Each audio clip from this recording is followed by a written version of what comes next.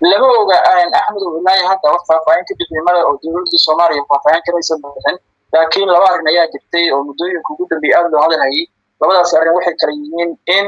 ay dowladda federaalka iyo Ethiopia aysan isku fiicnayn oo aysan jirin waayihii ugu jeesaa og tahay xiriir dhammaystiran oo ka dhexeeya ma jirin midda kale oo jirtana waxay tahay in ay Ethiopia ka cararayso ciidamo la sheegay inay yihiin Turki iyo Masaari oo la qorsheynayo in la geeyo deegaanada dowladda Koonfur Galbeed marka waxaad moodaa si ay u sii barlowdo oo meeshaas ay gacanta dowladda Soomaaliya uga baxdo oo iyadoo nabada aan loo imaanin oo ay xaraj iyo dhibaato kala kulmaan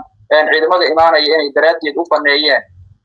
Sheekh Maxamed Nur Sheekh Al-Madowna wuxuu weli isaga sugan yahay magaalada Muqdisho oo qaar ka mid ah madaxda beesha caalamka oo kula kulmayo oo maanta xubno ka tirsan qaramada midoobay ayuu kula kulmayay midda kale wuxuu ka shaqeynaya campaign-ka gudoomiyaha baarlamaanka ninka loo doortay ee lagu magacaabo Cabdiqaadir Maxamed Jaamac madaxa ayna furan ayuu ka shaqeynaya campaign-kiisa marka waxaad moodaa inuu aad uga mashquulay xaaladda deegaanada dowladda Koonfur Galbeed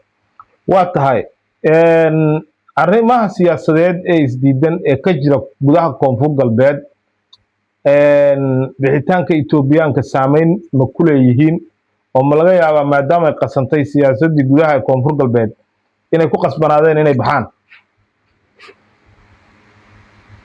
Axmedo waa suurtagal saameyn uu ku yeelan kartaa laakiin ogsoonaha marwalba Ethiopia ujeedooyin gaar ah ayay ka lahayd gudaha dalka Soomaaliya markasta way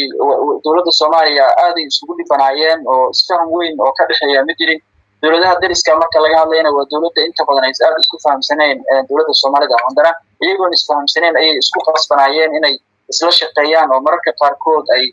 aad isugu dhow yihiin oo wax badan ay ka dhexeeyaan marka Ethiopia iyada dhowr maalin ka hor qoraal soo saartay waxay ku lahayd waxa naga go'an inaan haddaan noqono xataa dalka ugu dambeeya inaan inagu mar walba qayb ka ahno ciidamada awsom ee ku sii sugnaan doona gudaha dalka Soomaaliya laakiin maanta sida muuqata iyaga ayaa noqday ciidanka ugu horeeyay ee baneeyay furan yihiin waa tahay arrintan sidee u saameyn doontaa amniga deegaanada Koonfur Galbeed Soomaaliya oo ognahay in ciidanka Ethiopia ay meelo badan oo Koonfur Galbeed ah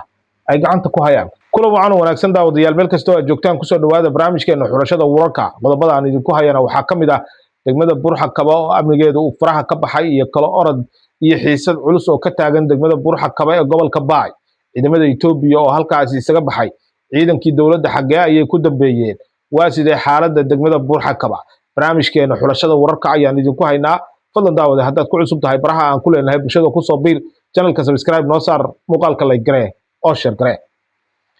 aan ku bilownay ciidamadii Ethiopia ee ku sugnaa degmada Burxakaba ee gobolka Baay ayaa saacadihii la soo